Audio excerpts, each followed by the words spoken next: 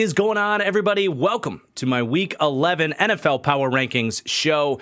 Thank you for waiting, as last week we were off. I was on vacation, a little mid-season bye week for myself, but it is going to make this episode fun because we have 2 weeks of games to react to and re-rank these teams. A little bit more information packed into this episode than normal.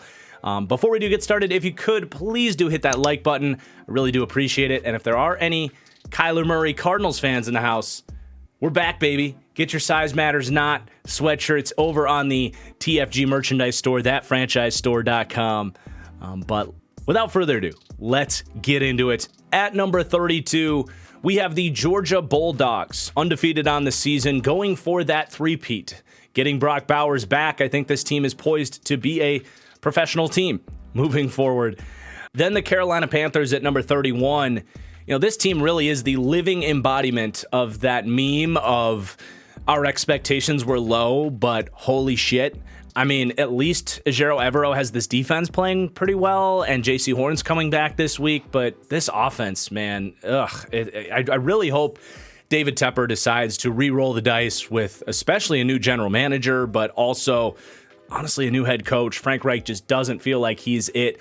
And with Bryce Young playing the way he's playing right now, I just don't know that he's going to be able to dig himself out of this situation and survive. So for the Panthers' sake, for their fans' sakes, for Bryce Young's sake, I hope they make some changes, man. But then we got the New England Patriots at number 30, losing in Germany to the Indianapolis Colts. Mac Jones turning into a literal pumpkin. That interception was one of the worst we'll see on the season. The one that ended the game late where he just short arms it for no good reason. Brutal. Yeah, I mean, this team is spiraling. They just cut Jack Jones, who was like one of the promising rookies from their draft last year. It's just been truly horrible, and it's crazy for us to sit here and say a Bill Belichick coach football team might be picking a quarterback in the top 2 of the draft. It really is heading in that way. But on a positive note, we have already the NFL middle class tier starting with the 29th team. And I truly believe from 29 all the way up to number 16, which is going to make up this tier, these teams are all within a 3.5, maybe 4-point spread on a neutral field. We have a massive cluster of scrappy competitive teams here. And that is going to start at number 29 with the Chicago Bears. Now, I do think they are still one of the lesser competitive teams in the NFL, obviously. But they have been so much more competent as of late. And I think the biggest reason for that is Matt Eberflus here in year 2, implementing his scheme with these players, has gotten this defense to be at least pretty solid. And it does remind me at least a little bit of like the Jets with Robert Saleh. For the first 20 games of that whole regime, you didn't feel Robert Saleh's presence. Their defense sucked. Well, around the same timeline for the Bears here, their defensive coordinator is starting to get things going a little bit. Now, I'm not saying they're going to be the Jets defense someday, but at least they have that to build upon. I like the addition of Montez Sweat to this group to give them a real piece up front. So at least you have that. And then, you know, they're supposed to get Justin Fields back here. And we talk so much about O-line and weaponry and play calling for helping a young quarterback. But what we don't talk enough about is how much a defense can help a quarterback. Not just by winning games and boosting the guy's confidence, but also like you don't end up in these game scripts where you have to press and force things and take too many risks and potentially develop bad tendencies. And Fields obviously has had probably the worst defense in the NFL over his career timeline. So, I'm curious to see what this group with the offensive line playing better, with DJ Moore, with the defense playing better, what might Justin Fields look like moving forward? And I don't want to raise expectations too much here, but the NFC is wide open. Maybe there is a world where we see the Bears looking more like that team that Bears fans hyped up coming into the year. I don't know. We'll see. But then I am going to have the Arizona Cardinals at number 28. Look, I've been trying to not be annoying about victory laps and all that stuff, but I'm taking one on this one, man. I was one of few, if any, people that stood here and defended Kyler Murray, pushed back on this overwhelming wave of hate towards Kyler Murray, the Call of Duty jokes, saying he's not a leader, acting like he isn't a great quarterback when he plays football, acting like the last time he had a real team around him and was healthy, he wasn't an MVP frontrunner and had the Cardinals looking like a Super Bowl team with Cliff Kingsbury as the head coach. I'm sorry to break it to the people that started watching football last year, but Kyler Murray is a tier 2 / great quarterback when healthy, and he steps in right away for a bad Cardinals team and beats the Falcons as underdogs. Kind of puts the team on his back. Game-winning drive, electric scrambles, some beautiful throws in this game. And how fun was it to see him have that same athletic juice with some of the scrambles and stuff, and his acceleration out of the pocket and away from potential sackers is, I still think, the best in the league. So, I mean, it was just a very fun reminder that Kyler Murray is not the guy that Twitter has been telling you he is for the last 500 days. And the NFL is just better off when Kyler Murray is playing like this. So I hope this continues. One of my big takes coming into the year was the Cardinals would suck early on, and then Kyler Murray would dig them out of the Caleb Williams sweepstakes. And a couple more wins like that, and that's exactly what's going to happen. So, again, I'm going to take a victory lap on that one because he is probably the most overhated, underrated athlete I've seen in all of sports in my life. Like, the echo chamber hate directed towards this player is something unlike I've ever seen in my life. So, welcome back, Kyler Murray. Good on you for getting that win. Let's see if you can keep it up. Then we have the Tennessee Titans at number 27. You know, it was fun when Will Levis came in. They beat the Falcons. But the last couple weeks against much better pass rushes, the Steelers and the Bucks, I mean, this offensive line is just a non-starter right now. Will Levis really doesn't have much of a punter's chance in this one. And even in that Steelers game, he played as well as I think he could have to keep them in contention. Not so much against the Bucks, but yeah, I mean, this team, it's just going to be very difficult for them to scrap out wins until they can block somebody. And then we have the Green Bay Packers at number 26. I will say they're looking much more like a real team the last 2 weeks. They obviously beat the Rams with Brett Rippon in Lambeau, but I thought, honestly, their loss in Pittsburgh was a more impressive outing than even that win the week before. I know it was kind of written in stone after just 6 starts that you can't even really talk about Jordan Love anymore, and he sucks and he's a bust, and the Packers need to find their future. But the last 3 weeks, he has stacked together the 3 best games of his young career. That includes just 10 starts, by the way, people. And they've been getting incrementally better each week. And just watch the game against the Steelers. Like, I get some of you have already written him off and you don't care and he's a bust and you don't want to watch, but if you watch the game, Jordan Love played pretty damn well. So at least the Packers have that to build off of. But I still think this is the softest team in the NFL between their run defense, their run blocking, and Christian Watson. And this team feels like they're showing up for a wrestling match every week, expecting a pillow fight. And it's just, you can't consistently win games in the NFL that way. So that's been a problem, in my opinion, under the Matt LaFleur era. I don't know if that's going to change. I think getting rid of Joe Barry sure as hell would help. But yeah, they're going to have a hard time winning games, but at least their quarterback doesn't feel like a huge issue right now. So that's at least a nice baseline. Then we have the Las Vegas Raiders. Look, if this team could just stay that scrappy, interim coached underdog team forever, they'd be like consistently about the 15th best team in football, because this is the second time they've done that with Rich Bisaccia, and now, of course, with Antonio Pierce. I will say, they beat the Giants, who, obviously, jokes aside, we didn't even rank this week because they're just a non-starter of an NFL team right now. So that one's kind of a wash.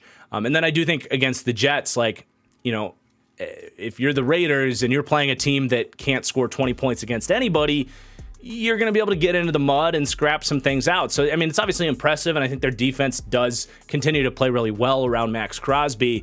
But I do still have my questions about, can the Raiders go against real passing games and continue to win? I think that's fair. I would love to see them do it and go on this incredible run. But they still have a lot of issues that have been sheltered by, the ding-dong, the witch is dead mentality that is good for the organization, and going against some pretty poor offenses the last couple weeks, to say the least. Maybe the 2 worst offenses in the league, honestly, with the Giants and the Jets residing in New Jersey there. And then we have the Atlanta Falcons. What have they lost? 3, 4 straight?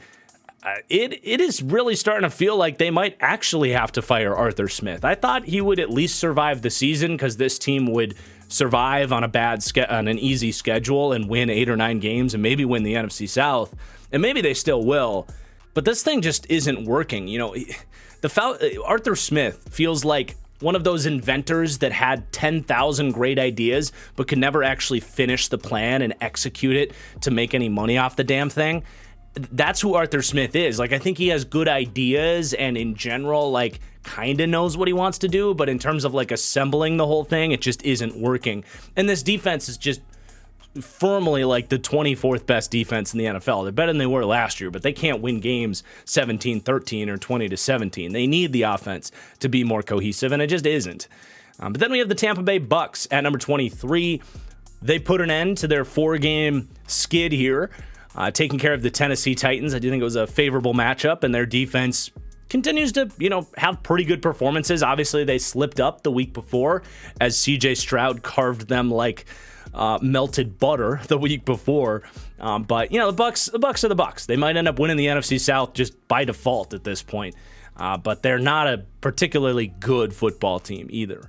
Then we have the Indianapolis Colts. This, on paper, to see them as 5-5 is one of the biggest surprises. I know that they've done some good things. I think they're in good hands in terms of Shane Steichen. And, I think even Gus Bradley is a solid defensive coordinator at this point. And it is a nice reflection that they are 5-5, and they're going to be a team to look out for with Anthony Richardson coming in next year or coming back next year. But is anybody scared of the Indianapolis Colts right now after they slopped by against the Patriots in Germany and beat the Panthers the week before that to get to 5-5? I don't know. I don't even know if most Colts fans are taking this team all that seriously. They're a feel-good story. They're more competitive than they probably should be, and that's a credit to Shane Steichen. But I do see more losses coming against better opponents in the future. And then we have the New York Jets at number 21, and they're going to be the biggest fallers here over the last couple of weeks. Really a disappointing couple of matchups. I think it was winnable for them to beat the Chargers, but especially against the Raiders, they had to pick one of those up. Now they got to play the Bills and the Dolphins.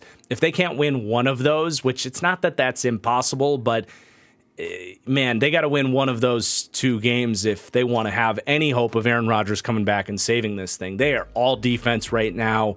Like we said earlier, they're right there in terms of the 2 or 3 worst offenses in the NFL. And, this was an opportunity for Zach Wilson against some bad defenses to show that he's more than just a mid to low range backup. And he hasn't shown that. He's made some exciting plays, but the down-to-down consistency is just horrendous. And he's definitely feeling more and more like that full-on bust that he felt like coming into the year after some flashes. Now, before we climb into the top 20s, I got to tell you guys about Underdog Fantasy. There's been a lot of horrible primetime matchups this year, but Underdog Fantasy's pick'em contests are the best way to increase your interest and get the potential for huge payouts. Small number entries, anything from $2 to $3. Hit on all your picks, and you can get up to 40 to 60 back. And they're fun. You're setting lineups here, setting higher or lower on player stats, anything from fantasy points to receiving yards. You can pin one player up against another if you want to, say, go Tyler Boyd against, Odell Beckham on this upcoming Thursday, which is actually going to be a good game for once on Thursday Night Football. But you can do that at Underdog Fantasy. Could not recommend it enough. And right now, if you sign up using promo code TFG, they will match up to $100 on your first deposit. That's up to a season's worth of pick'em contests easily. But maybe even more so, you will support my channel in a big, big way. I really appreciate it. That's promo code TFG over at Underdog Fantasy. And good luck. And then back to the rankings at number 20 with the Washington Commanders. They're going to drop down 2 spots here, but hey, Sam Howell is balling out, and you love to see that. I think their future, if they can retain him and Eric Bieniemy together, I don't know that Ron Rivera is a part of that plan, but whether it's Bieniemy as the head coach or staying on as OC, sign me up. I'm definitely game to see these guys keep growing together because it seems to be getting better and better by the week. Some of the balls he throws, some of the play extension, those just the 2 throws down the sideline to Brian Robinson. That was like the same play, but just the fluid ability to extend plays is really pretty from Sam Howell. So at least you have that, in terms of how many games they're going to win, how competitive they are. They're going to be week to week. I do think Howell will keep them in games. But, the defense, obviously, after trading away those edge guys, is just not a great group. Then we have the New Orleans Saints at number 19. I am going to drop them down a tier.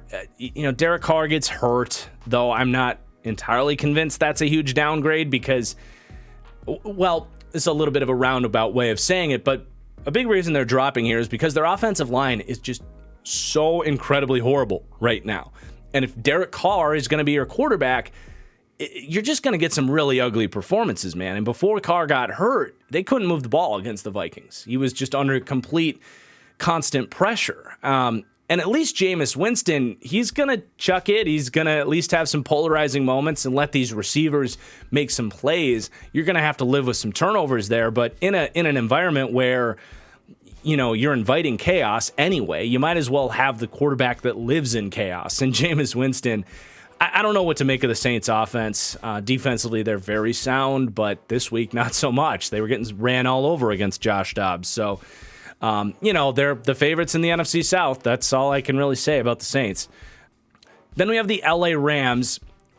We'll see how this one ages. They are on a big losing streak here, but set to get Matthew Stafford back. And I really think Matthew Stafford was playing excellent football before the injury, and this offense can really hum when he's in there. So I understand they are on a rough streak. They're coming off a bye week. Their record does not really hang with some of these other teams, but I do think if you're just pinning these guys together on a neutral field, like if we had Rams Saints on a neutral field this week with Matthew Stafford playing, I'd be taking the Rams, and that's how I do my power rankings. This is not NFL standings week 11. These are power rankings. So, again, we'll see how it ages, but I've been enjoying this offense, and I think they can string together some more wins moving forward, and maybe, if they're lucky, can get back into the playoff picture. I don't know.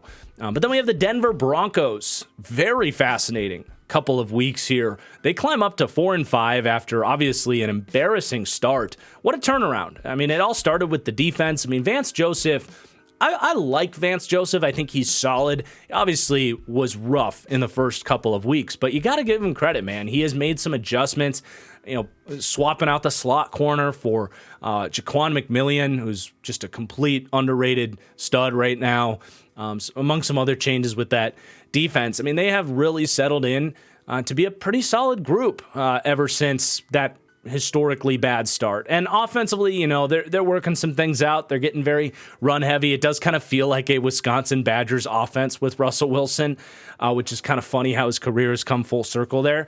But yeah, I mean, how about the Broncos, man? They're competitive. They're not going to make the playoffs in the AFC. There's just too many good teams. If they were an NFC team, maybe. But yeah, I mean, they're going to be a tough out any given week, obviously. And then the Minnesota Vikings at 16. And hey, I'm not afraid to admit when I was wrong. And I was dead ass wrong about dropping the Vikings as far as I did when Kirk Cousins got hurt. Now, that's my process. Starting quarterback goes down. More often than not, the team's going to take a serious hit in performance. And they have taken a hit in performance. I would love to see what this team would continue to look like with Kirk the way he was playing. But they very much so are just a good surrounding cast of a football team. Offensive line, weaponry, play calling, and defense with Brian Flores. If they did an assistant coach of the year, I think Brian Flores would have to run away with that thing. Him and Ben Johnson in the NFC North, kind of killing it as assistants. But yeah, the Vikes are very much in the mix for a playoff spot right now. They've had some impressive wins, right? Like at Atlanta and New Orleans at home. I get those teams aren't world beaters, but they were underdogs in both those games, and Josh Dobbs and company pulled off the win. And Dobbs himself, by the way, I tweeted this out, but those that have watched the Vikings the last 2 weeks with Josh Dobbs, I think really saw this tweet and said, you know what, he's kind of right. And what I said was, Josh Dobbs is very much playing like Justin Fields. And I'm not, it's more of a compliment to Dobbs than it is me trying to tear down Justin Fields, but I mean, some of the scrambles and play extension stuff that Josh Dobbs has brought to the table since he joined the Vikings is legitimate special stuff like Justin Fields does. And it's helping them win games, obviously. So I mean, just a huge credit to the Vikings, man. I think Kevin O'Connell, who's now 5-0 without Justin Jefferson, who should be getting back into the mix here, which will be interesting, and 3-0 without Kirk Cousins. If the Vikings make the playoffs after winning 13 games last year, I mean, Kevin O'Connell probably should be in the mix for Coach of the Year consideration. But then our next tier, and I had some fun with this one. We've got 3 teams in this tier, and they're all AFC teams. And these are good football teams that I said I wish these 3 teams were in the NFC because it would completely change their potential in a way that it just doesn't feel that way in the AFC that's just so deep. One of these teams might sneak in with Buffalo and their upcoming schedule being so tough with that big Bills loss. But at the end of the day, the point still stands. Like, these are good teams that have really no shot at a Super Bowl, in my opinion. And that's going to start with the Pittsburgh Steelers. You know, their ceiling just is, again, in the AFC just is not that high, but they continue to be the same Pittsburgh Steelers, like, every week. And I love how they're running the ball the last couple weeks. Jalen Warren provides some real juice. Broderick Jones, their first-round pick, looks awesome. So they are doing some good stuff. Getting Deontay Johnson back has been good for that offense, too. So, you know, they're 15 feels about right for the Pittsburgh Steelers. They're a very tough out every single week. They're far from a perfect football team, but 6-3 has to count for something at some point, and a big part of that is, you know, they stay in games, they're well coached, and they finish in the end. Then we have the LA Chargers at number 14. They continue to be the most frustrating team in the NFL, just completely wasting Justin Herbert's rookie contract with probably the worst head coach in the National Football League, Brandon Staley, just continuously getting embarrassed on his side of the ball on defense, while Justin Herbert's out there with all of his receivers getting hurt, trying to win a game, you know, what was it, 38-35 or whatever the final score was, 41-38, whatever it was. I mean, the amount of times that we have sat here and said it wasn't Justin Herbert's fault in a loss is painful. And this performance itself, I mean, Herbert hasn't been perfect this year, but this performance, he didn't deserve to lose that game. He was incredible. He had an elite quarterback performance in a loss against the Detroit Lions. So, yeah, the Chargers just remain incredibly frustrating. They can beat anybody on a good day, but they just have a hard time coming out for game day prepared to have a good day. And then how about the Houston Texans, man? What a couple of weeks with CJ Stroud and this whole team. I mean, they beat the Bucs 39-37 with CJ Stroud putting up, honestly, one of the best quarterback performances we'll see this season, and a performance that has pushed his name into some MVP talks. Now, I'm not going to quite go that far, but I mean, I get it. He's balling the hell out. He does not look like a rookie quarterback. Just his command of the offense, the accuracy, and then something with Stroud I've talked about is, you know, going back to his college evaluation, I was like, you have the Georgia game where he was incredible again, under pressure and extending plays. And then you have the rest of his career where he was very, like, you know, he wasn't forced out of structure very often in that Ohio State offense. But honestly, for those that got through every game, for the majority of his career, when he was under pressure, he made some bad mistakes. He had some bad throws. But then the Georgia game happens, and you're like, whoa, where did that CJ Stroud come from? Didn't exactly know coming into the NFL where that was going to land. Well, really, from the get-go, we've gotten Georgia game CJ Stroud, which changes everything with him. And some of the play extension stuff he was doing in that game against the Bengals was really special. Now, he's not perfect. I mean, he throws basically a pick six that invites the Bengals back in the game. But, man, the fact that he has come in here with, you know, a good surrounding cast, but he's elevating this thing too. It's one of the best stories of the year. So the Texans, I mean, they've got an easy schedule ahead. They very well might be a playoff team. Do I think they could win the Super Bowl? No, I don't. But can they play spoiler just as they did, you know, beating the Bengals in a close game this week? Absolutely. So that's kind of a fun tier. But then we get to tier 2, which are my Super Bowl maybes. And this tier has expanded significantly this week because I think some of the teams at the top have separated themselves a little bit more. So at number 12, I'm going to have the Seattle Seahawks. Obviously, a good win against Washington, though it wasn't clean. Washington was in control of that game for a while, and it took a game-winning drive from Geno to pull that one out. The week before that, they got throttled by the Baltimore Ravens. So, I got a lot of hate from Seahawks fans when I said this is a league average defense, when statistically they were like top 10 because they had played a bunch of crappy offenses for a while. I still think this is just an average defense. I like the Leonard Williams addition and all that, but they don't have that fear factor of a defense that a lot of these top defenses do. And Geno just isn't playing great. He's making some great throws every week, and sometimes it's enough to bail them out and win the game, but he's making a lot of mistakes on top of that. So, they're kind of sloppy a little bit, but they have so many great players. I mean, Devon Witherspoon on defense. I know I just trashed their defense, but Devon Witherspoon is so insane. He had another strip on Sam Howell this game that was huge in their winning effort. So, Seattle kind of hanging around the top 12, so to speak. And in the NFC, anything can happen. In reality, they're probably more a tier 3 team, but that's why they're at the bottom of this tier. Then we have the Buffalo Bills at number 11, dropping out of the top 10. And, my two hot takes coming into the year were the Chicago Bears were going to end up drafting Caleb Williams. Granted, I thought that was going to be with their pick and not the Panthers' pick, but the thought of giving up on Justin Fields was not popular at the time. And the Buffalo Bills missed the playoffs. And with the Bills' upcoming schedule, it's very much in play that the Buffalo Bills missed the playoffs. And to me, obviously Josh Allen has cost them multiple games now. The Jets game, this game, with horrible turnovers. But also just Sean McDermott as a coach. What is he? Honestly, the 25th best coach in the league, the 24th best coach in the league. I know he's got a bunch of wins on his record, but how much of that is Josh Allen, Brian Dable, Stephon Diggs, and this front office? I just don't see it with him as this great coach. And if they don't make the playoffs, maybe that's best long term, that they reset their coaching window here a little bit. I don't know. Bills fans, I'm sure there's some that agree with me on that sentiment. I'm sure there's some Sean McDermott truthers out there too, but let's get to our next team, the Jacksonville Jaguars. There were some Jags fans heated when they weren't ranked higher last week, and they're staying put here at number 10. I think this is who this team is. I just wasn't entirely sure that this was a team that could hang with those top dogs, and they weren't even in the same category as the San Francisco 49ers this week. They continue to just have these sloppy, frustrating moments, two of them in this game. You have Tank Bigsby, who I'm ready to take a victory lap on not liking him as much as a prospect as the Jags spent a third-round pick on him. I mean, he has a ball go right through his hands, popped up for a pick six.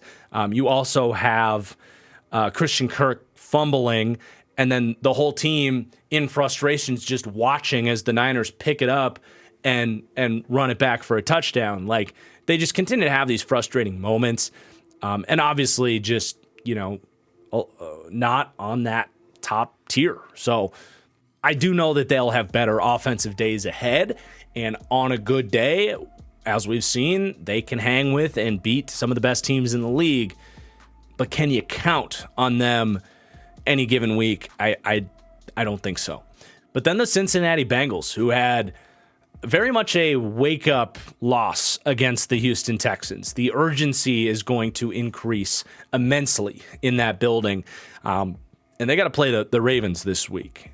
Now, obviously, not having T. Higgins out there hurts the offense. If it's just Jamar Chase and nobody else, it's puts a lot of pressure on Joe Burrow and company. But the offensive line is a huge drawback for this team right now. They've got issues across the board. I mean, Cordell Volson at left guard is just not good.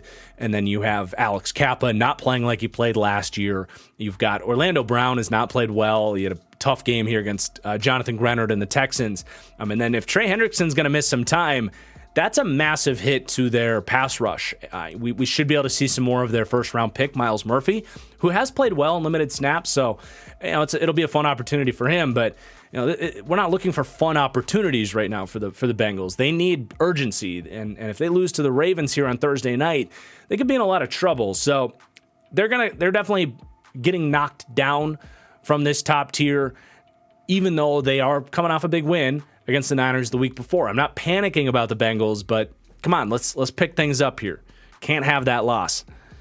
Then the Cleveland Browns at number 8, a big jump this week, +4, passing the last 4 teams we talked about, obviously, but we knew this defense was special, and they continue to be special. And they're going to probably go down as, I don't know if they're not going to go down as the best defense of all time, but they might go down as the best defense of all time past a certain amount of like points allowed, so to speak, because they've now had 2 games, the Colts game and this game against the Ravens, where the defense actually played great, but they allowed a shit ton of points kind of randomly. In this one especially, you get the pick 6, points allowed, so to speak. They get the pick 6 from Deshaun off a batted pass early on.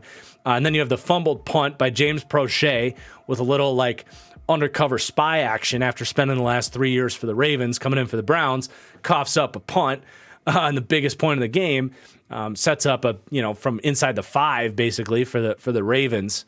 And then you have that big touchdown from Mitchell, the rookie, that just kind of caught them off guard. But other than those 3 plays, the Browns defense was incredible and as good as advertised. And Myles Garrett at this point is going to walk away with Defensive Player of the Year in another dominant performance. But the offense figuring things out week by week here. They get Deshaun Watson back, obviously, and he played probably his best, if not biggest game as a Brown. Didn't miss a pass in the second half. Took care of the football. Obviously had the interception that wasn't his fault, was the batted pass. But some of the scrambles he's got, he's obviously much better than PJ Walker at least. So, you got that. You got Amari Cooper. You got a good run game. They have enough offensively to hang in these games, and that was a good comeback that they had. So, this Browns team is very, very much in the mix. I do think this is the best, if not second best defense in the NFL, and that can go a long way. And then the Detroit Lions. What a way to respond in that locker room after that discouraging loss against the Ravens. Well, they didn't get discouraged. They've been dominant the last couple of weeks. They've been the Detroit Lions. That team's going to come out and just out-physical you, play in, play out. And, even in a game where the defense that does have its issues, right? Like, I don't like that secondary in Detroit, at least in terms of the outside corners. And their pass rush is still kind of Aiden Hutchinson or bust. But, man, offensively, their run game is insane. And, obviously the O-line and Jahmyr Gibbs, who is playing at the level that he needs to return value on that number 12 pick, which you love to see if you're a Lions fan. But even like Jamison Williams out there, who isn't exactly known as this like chip on his shoulder tough guy, is out there with like one of the best wide receiver blocking plays I've ever seen, where he's screaming down the field with an amazing lead block on that big David Montgomery run. So like that's who the Lions are as a culture. Is even the Jamison Williams of the world are going to buy into that culture. It just is a very special team in that way. But then the Ravens at number 6, they are going to come down 2 spots after losing to the Browns. It wasn't the offense's best day, and Lamar wasn't great against that Browns defense. But you also got to remember, they just smashed the Seahawks and Lions the 2 weeks before that. So, it was a rough day at the office. I think they'll be fine. Big, I love when you have one of your worst losses of the season. Got to love having a Thursday night game. You watch the tape once, you burn the tape, and then you go play and get a chance to get things back on track. So we'll see how they look Thursday night. I'm not really worried about them. But again, I do think some of these top teams have separated themselves from the Ravens and some of these other teams a little bit. We still have 2 more teams here. I have the Miami Dolphins at number 5. I love the Dolphins. I had ranked them quite high throughout this year, and I still think they have a chance at a Super Bowl. But this is, it's like fool me once, shame on you. Fool me twice, shame on me. What is fool me 3 times? Because in their 3 big tests this year, they've fallen short. And this all-time great, insane offense has come way down to earth to be just a good offense. And their defense has been good, but nothing special. So, like, you know what? They're just a really tough team to know if they have that consistent Super Bowl run in them. And in fact, you would say they probably don't, based on how they've looked against their top matchups. I still like them a lot. They're ranked number 5, obviously, but I do think they have been separated by the top tier of NFL teams at this point. And then I did struggle actually with the Dallas Cowboys at number 4. They obviously lost to the Eagles. They've now lost to both the Eagles and the Niners, and that's frustrating. And they continue to be that team that just can't win the big game.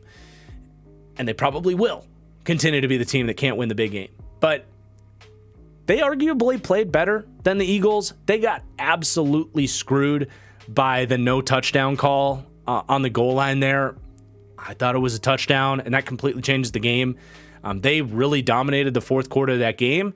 But even then, it's like, man, game's on the line. You're driving Dak. You've had a great game. Biggest fourth down of the game. And he's staring down a comebacker that's covered when if he just, progresses through the play from a clean pocket, he's got a wide open tight end in his field of vision. It's like, just coming up short in those biggest of moments so consistently for the Dallas Cowboys. I know they have it in them to be a tier 1 team, but you got to see it. So let's get to the top tier. Pretty straightforward here. I've got the Chiefs at number 3, the Niners at number 2, and the Eagles at 1. The Chiefs, with the big bounce back game against the Dolphins, that loss against the Broncos, number 1, the Broncos don't look so bad now, but number 2, weird game, right? Where Mahomes got the flu. He clearly is not playing like Patrick Mahomes. But also, I think it's fair to say in that game, the Chiefs overlooked the Broncos, having just played them 2 weeks before. And we're looking ahead to going to Germany to play the Miami Dolphins. Like, they had already gotten all their prep in for the Broncos. The Broncos made their adjustments. I don't know that the Chiefs necessarily did. So I'm willing to overlook that game a little bit, knowing what we know about the Chiefs and this defense, what they did against the Dolphins. Obviously, a very underrated and special unit. And Rashee Rice continues to play really well for the Chiefs. The Niners, I'm comfortable putting them back up here because on that losing streak, it was no Trent Williams and no Deebo Samuel. Those guys are really big pieces of what they do, especially, honestly, Trent Williams, helping them hit those easy buttons that we know Brock Purdy, let's face it, kind of needs, right? You got Trent Williams not just in the run game, but what he does to open up the screen game, in addition to having Deebo Samuel, who's the best screen game wide receiver in the league, who's as good at anybody's breaking tackles and having these big plays.